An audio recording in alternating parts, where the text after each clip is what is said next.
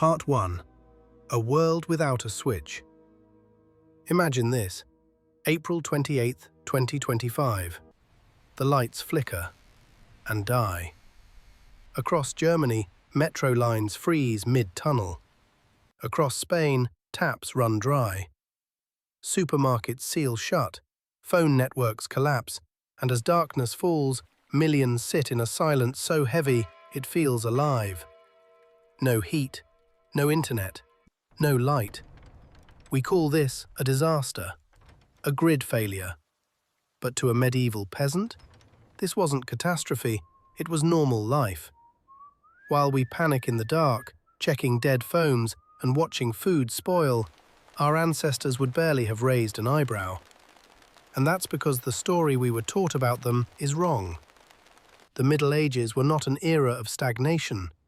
Modern thermodynamics, building science, and microbiology now reveal something astonishing. Medieval people weren't primitive, they were brilliant. They built homes that heated themselves, preserved food without electricity, purified water using biology instead of chemicals, and designed tools so efficient that many are now restricted or outright banned by modern regulations. So today, we're uncovering 10 medieval survival tricks that the modern world forgot, but scientists now say were pure genius. From stone heat batteries that outperform today's furnaces to architectural weapons built into castle walls, these methods didn't just help people survive harsh centuries, they helped them thrive. This is more than history. This is a blueprint for resilience in a fragile modern world. Welcome to Historia Prime.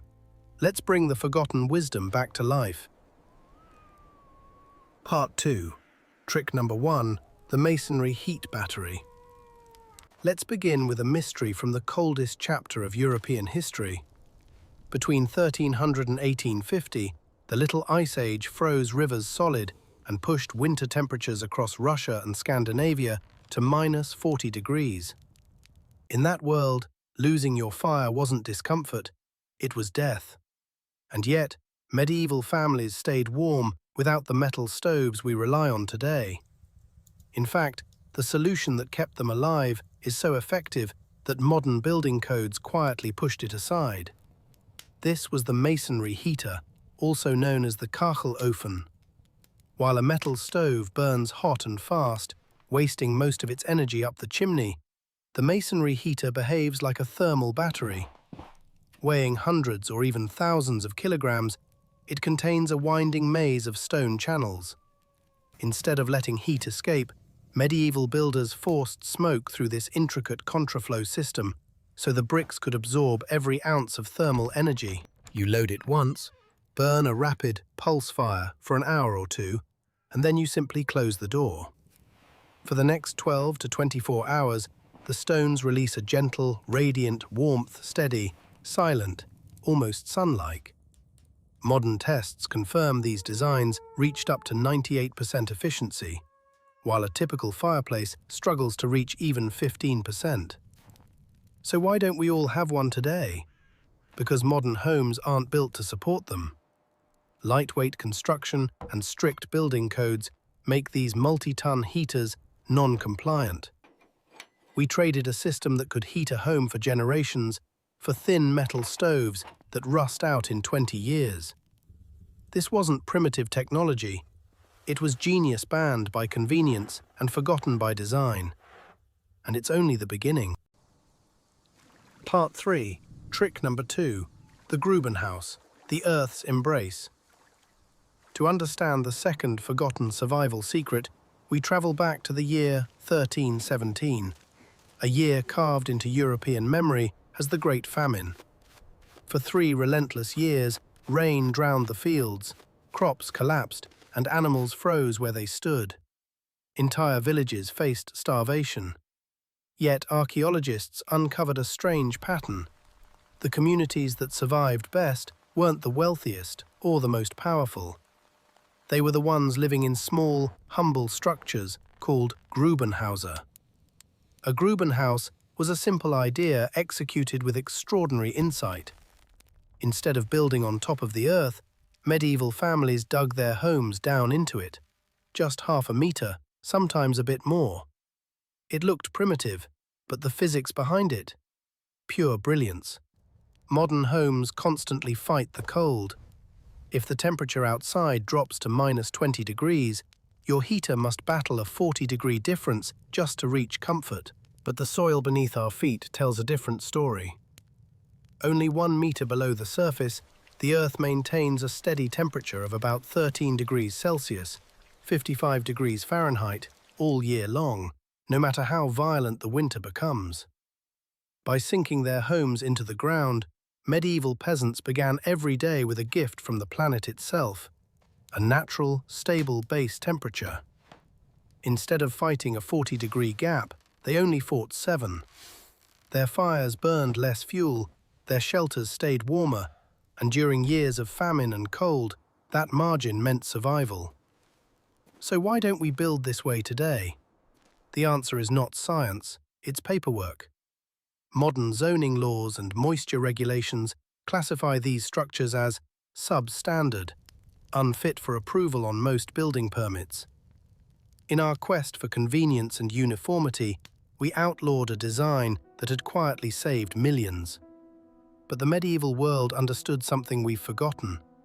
Sometimes the strongest foundation isn't concrete or steel. Sometimes the strongest foundation is the earth itself, steady, ancient, and always warm beneath the frost. And this was only their second genius. Many more are still waiting below the surface. Part 4. Trick number 3. The engineered thatch roof. When most of us look at a thatched roof, we see nostalgia, something charming, rustic, maybe even primitive. But to a medieval peasant, that roof wasn't decoration. It was high-performance insulation, centuries ahead of its time. Because a real thatched roof is not just a pile of straw thrown together. It is an engineered thermal system, sometimes 18 inches thick, built from hollow reeds and straw stalks that naturally trap millions of tiny air pockets. And in building science, air pockets are everything. They are what give insulation its power. 10 inches of thatch delivers an R value of roughly 26.6. To put that in perspective, you would need 7 inches of modern high-density fiberglass to match it. Medieval engineers were achieving the same thermal efficiency using nothing but plants, rope, and skill, long before we wrapped our homes in artificial chemicals and plastic. But the true brilliance of thatch lies in something modern insulation struggles with: breathability. A thatched roof allows moisture to escape while holding heat inside, creating a warm, dry microclimate beneath it. And when nature tested this design, it passed with flying colours. During a violent storm in Ireland in 1998, winds over 100 miles per hour, tile roofs shattered, slate roofs peeled away, but thatched roofs, anchored with rods and wire lattices, stood firm against the chaos. Here's where the irony cuts deep. Historically, many cities banned thatch because of fire fears, and yet today, scientists point out that with modern fire retardants, a thatched roof is actually less likely to ignite than many petroleum-based asphalt shingles. The material we once feared has become safer than the material we replaced it with. So we traded a renewable, biodegradable, high-performance roof for toxic petroleum sheets that crack, off-gas chemicals, and need replacing every couple of decades. The medieval world understood the secret modern builders are slowly rediscovering. Sometimes the future is hiding in the past, and sometimes the smartest technology doesn't come from a factory, but from a field. And the next medieval innovation is even more surprising. Part 5. Trick number 4. The clockwise spiral. Architecture as a weapon. If you've ever climbed a spiral staircase in a medieval castle and felt slightly off balance, that wasn't poor design. It was strategy cold, calculated, and deadly. Medieval builders understood something modern architects rarely consider. Every inch of a structure can be turned into an advantage. Look closely at almost any surviving castle tower, and you'll notice one consistent pattern. The staircase twists clockwise as it rises. To most of us, that seems trivial, but in a world where survival depended on inches, angles, and timing, it was pure battlefield geometry. Since the vast majority of people throughout history have been right-handed, a defender descending the stairs held the upper hand, literally. Their sword arms swung freely on the outside curve of the staircase, giving them full reach and momentum. Meanwhile, the attacker fighting upward had their sword arm pinned against the central pillar, forced into a cramped, awkward angle. It was like trying to fight while standing inside a narrow closet. And medieval engineers didn't stop there. Some castles intentionally included uneven, trick steps, slightly higher or lower than the rest. The residents knew where they were and could run the staircase at full speed. But an invading soldier, rushing in poor lighting, would stumble just long enough to be cut down before regaining balance. This was not just architecture. This was a weapon carved into stone. It reminds us that medieval survival wasn't only about tools, fire, or food. It was about designing your environment to protect you long before danger even arrived. Every wall, every stair, every angle carried purpose. So the question becomes, with all our modern engineering marvels, have we forgotten how to build with the same foresight? The medieval world didn't just live in their homes, they armed them. And the next forgotten trick proves that medieval genius extended far beyond stone and swords. Part 6. Trick number 5. The unwashed egg. Nature's biological armor. Our next medieval survival trick is so simple, so effective, and so biological that trying to sell it commercially in the United States today could actually get you arrested. Yet in much of Europe, it remains completely normal. Because medieval people understood something we forgot the moment we stepped into the age of shiny packaging and supermarket lighting. They knew that an egg does not need a refrigerator, and the reason lies in one of nature's smallest and smartest defensive systems, the cuticle, also known as the bloom. When a hen lays an egg, she coats it in a thin, protein-rich film. It is invisible to the naked eye, but it seals thousands of microscopic pores in the shell. Those pores are pathways bacteria use to slip inside, especially Salmonella. But as long as the cuticle remains intact, the egg becomes its own biological fortress. Moisture stays in, pathogens stay out, spoilage slows to a crawl. Medieval households didn't have electricity. They didn't need it. They simply stored eggs unwashed in a cool, dry place. And those eggs stayed fresh not for days, but for weeks, sometimes months. Entire winters were survived on the strength of this tiny, natural shield. But then came modern wisdom. We began washing eggs to make them look cleaner, shinier, more appealing on a supermarket shelf. And in that moment, we destroyed the cuticle.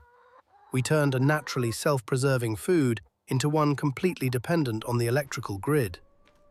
The second an egg is washed, an invisible countdown begins, one that cannot be stopped without refrigeration. So today, in many places, it is illegal to sell an unwashed egg, even though it is nature's original zero-energy food preservation system. And here lies the irony. Medieval peasants worked with biological design, trusting the armor evolution crafted over millions of years. We, meanwhile, regulated ourselves into fragility, turning a resilient food into a vulnerable one. This wasn't superstition. It was science long before science had a name. And the next medieval trick shows that their understanding of natural systems extended far beyond the humble egg. Part 7. Trick number 6. Reed bed and charcoal filtration, nature's kidney. Our next medieval survival trick takes us to the one resource humans cannot live without: water. And as simple as that sounds, history and science both agree, clean water has always been one of humanity's greatest challenges. Today we pour billions into treatment plants, chemical processes, and industrial filtration systems. Yet centuries ago, without electricity, without laboratories, medieval communities achieved something astonishing. They created living, self-regenerating water purifiers, systems built not from steel, but from biology. They called upon the quiet power of reeds. If you've ever walked by a pond and seen tall reeds swaying in the wind, you probably didn't realize you were looking at one of nature's most effective filtration engines. Medieval people discovered that by planting reeds in strategic beds near their water sources, the roots formed dense, fibrous networks, underground networks that acted like biological sponges. Bacteria living on those roots broke down pathogens. The stems trapped silt, debris, and impurities, and the water that emerged on the other side was dramatically cleaner, clearer, and safer. But they didn't stop with reeds. For an even finer purification, they added one more layer: charcoal. Charcoal, even in its simplest form, is a scientific marvel. It is filled with microscopic pores capable of absorbing toxins, chemicals, and organic contaminants. When medieval families layered charcoal with sand, they created what is essentially an ancient version of a modern carbon filter, one that could turn murky river water into drinkable, life-sustaining hydration. No electricity, no chemicals, no moving parts, just biology and physics working quietly together. And here comes the twist.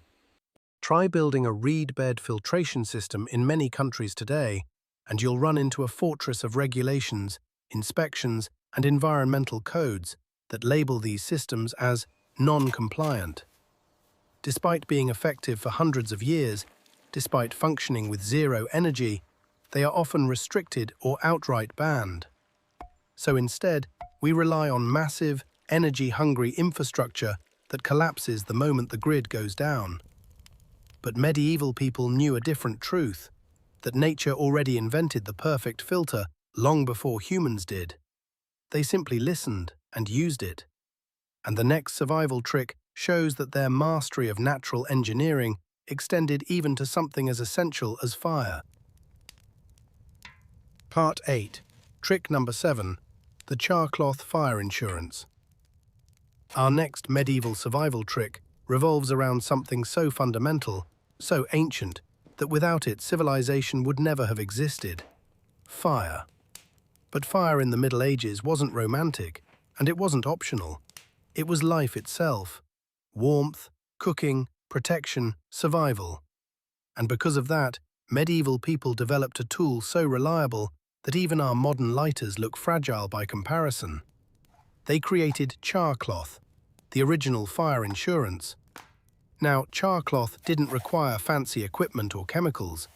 It started with something humble: old scraps of linen. Medieval families would pack those rags into a small tin with a single pinhole, then place it in the coals of a fire.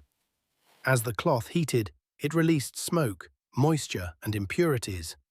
When the smoking stopped, what remained was a delicate, carbonized fabric, capable of catching even the faintest spark from flint and steel. And that was the genius. A spark barely visible to the eye, something too small to ignite dry grass, would sink into the char cloth and bloom into a glowing ember. No lighter fluid, no chemical ignition, just a steady, predictable fire starter that could last for months. If it got wet, you simply dried it. If it was used up, you made more with almost anything woven from natural fibers. While modern lighters run out of fuel, break when dropped, jam in the cold, or refuse to spark when damp, char cloth remained loyal. It turned marginal materials into dependable fire. Every medieval household carried it because in a world without electricity, losing fire could mean losing everything. Yet today, making char cloth the traditional way, over an open flame, is often illegal. Urban fire codes, national park regulations, and safety standards classify these small, controlled burns as prohibited. Instead, we are told to buy approved lighters, disposable gadgets that fail under pressure and must be replaced again and again. Medieval people carried fire in their pockets, renewable, repairable, and free. We carry plastic that runs out when we need it most. And as we move deeper into their forgotten survival systems, one thing becomes clear. The medieval world didn't wait for rescue. They built resilience into every object they touched. Part 9. Trick number 8. The 50-year coat. Fulling wool. Our next medieval survival trick asks a simple question. Why did their clothing last a lifetime, while ours barely survives 2 winters? The answer lies in a forgotten craft, one so effective that the modern textile industry quietly avoids it. It was called fulling. In the medieval world, wool was not simply woven and stitched. It underwent a transformation. Clothmakers soaked the wool in water, then mechanically agitated it, kneading, pounding, pressing, until the microscopic scales on each wool fiber locked tightly together. What emerged from this process was a fabric so dense, so durable, that it became naturally windproof and resistant to rain. But the real magic came from what they didn't remove. Modern manufacturers strip wool of its natural oils to make it feel soft and clean. Medieval craftsmen understood better. They kept the lanolin, the waxy, water-repelling substance that sheep produce to stay dry in storms. Lanolin turned a simple wool coat into a weatherproof shield long before chemical sprays and synthetic membranes existed. A fulled wool coat wasn't fashion. It was armor against the cold. It was an investment meant to be repaired, passed down, and worn for 50 years or more. And here is where the story takes a darker turn. This method didn't disappear because it stopped working. It disappeared because it worked too well. Modern textile companies thrive on rapid turnover, seasonal trends, disposable fabrics, planned obsolescence. We produce more than 90 million tons of textile waste every year, not because materials have failed us, but because we have forgotten how to make materials that last. Medieval people wrapped themselves in clothing engineered by nature and strengthened by human craft. We wrap ourselves in fabric destined for a landfill. Their secret wasn't magic, it was commitment. Commitment to durability, to repair, to building something once and building it right. And the next medieval survival trick shows that this mindset extended even to how they preserved food in a world without refrigeration. Part 10. Trick number 9. Ash preservation and Garum. Turning decay into survival. Our next medieval survival trick forces us to confront a question that every pre-electric society had to answer. How do you keep meat fresh when there is no freezer, no icebox, and no margin for error? For medieval peasants, the solution began right where their fire ended, inside the ashes of their hearth. Fresh meat was packed directly into plain wood ash, a substance with a pH between 10 and 12. To put that in perspective, that is nearly as alkaline as bleach. And in such an environment, bacteria don't merely slow down, they die on contact. The microbes that spoil meat are like vampires exposed to sunlight. The alkalinity destroys them instantly. With nothing more than a layer of ash, meat could remain safe for up to 3 weeks. No refrigeration, no salt mines, just chemistry harnessed by people who didn't know the word chemistry, yet understood its power intimately. But preservation wasn't their only trick. The medieval world mastered the art of turning waste into nourishment through one of history's most misunderstood foods, garum, fermented fish sauce with a smell so intense that the church banned its production in many towns, declaring it sinful. Yet modern scientists have revealed what medieval cooks already knew. This pungent sauce was a nutritional powerhouse. The fermentation process flooded it with natural glutamates, the same compounds that give modern MSG its savory depth, and packed it with probiotics that aided digestion. What began as rotting fish scraps transformed into a high-protein, gut-healing elixir that fueled armies, preserved food, and elevated even the simplest meals. So while modern households rely on fragile supply chains and energy-hungry appliances, medieval families relied on nature's chemistry, using ash as an antiseptic shield and fermentation as a biological engine. Once again, the pattern emerges. They survived not because they had more, but because they understood more, turning the elements around them into tools of resilience. And their final survival trick reveals that their greatest weapon wasn't physical at all, but human. Part 1. A world without a switch. Imagine this, April 28, 2025. The lights flicker and die. Across Germany, metro lines freeze mid-tunnel. Across Spain, taps run dry. Supermarkets seal shut, phone networks collapse, and as darkness falls, millions sit in a silence so heavy it feels alive. No heat, no internet, no light. We call this a disaster, a grid failure. But to a medieval peasant, this wasn't catastrophe, it was normal life.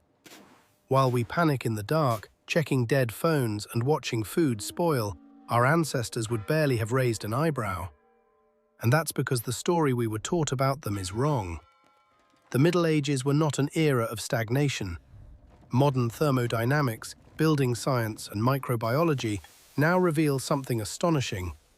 Medieval people weren't primitive, they were brilliant. They built homes that heated themselves, preserved food without electricity, purified water using biology instead of chemicals, and designed tools so efficient that many are now restricted or outright banned by modern regulations. So today, we're uncovering 10 medieval survival tricks that the modern world forgot, but scientists now say were pure genius. From stone heat batteries that outperform today's furnaces to architectural weapons built into castle walls, these methods didn't just help people survive harsh centuries, they helped them thrive. This is more than history. This is a blueprint for resilience in a fragile modern world. Welcome to Historia Prime. Let's bring the forgotten wisdom back to life. Part 12. Conclusion. The wisdom of being ready. So, what have we learned on this journey back through time? That the medieval world wasn't dark because it lacked electricity. It was resilient because it didn't depend on it. Medieval people built their lives around natural systems instead of mechanical ones. They understood the steady warmth hidden in the earth beneath their feet. They trusted the biological armor nature placed on an egg. They wielded the chemistry of ash, the breathability of thatch, the physics of stone, and the strength of human cooperation. They didn't see themselves as separate from nature, forever fighting against it. They saw themselves as part of its rhythm, listening, adapting, and surviving through its harshest seasons. But modernity, for all its miracles, has quietly taken something from us. It has given us comfort at the cost of resilience. It has handed us convenience while teaching us dependency. We let our systems carry us so completely that many of us no longer remember how to stand on our own. So now ask yourself honestly, if the lights went out tonight, truly out, not for minutes but for days, would you know how to warm a room without electricity? Would you know how to find clean water if the taps ran dry? Would your neighbors become allies or strangers behind closed doors? Because the true genius of the Middle Ages is not nostalgia, it is a blueprint, a reminder that the tools we need for the future may already be hiding in the past. The world is unpredictable, and shocks, whether from nature, technology, or society, may come when we least expect them. But knowledge is a form of power that never goes dark. If this journey through forgotten wisdom has opened your eyes, tap that like button. It signals to the algorithm that this kind of knowledge should be preserved, not buried. And remember to subscribe to Historia Prime for more lost technologies, hidden science, and the lessons our ancestors left behind. The lights might go out, but the knowledge must stay burning. Until next time, stay wise.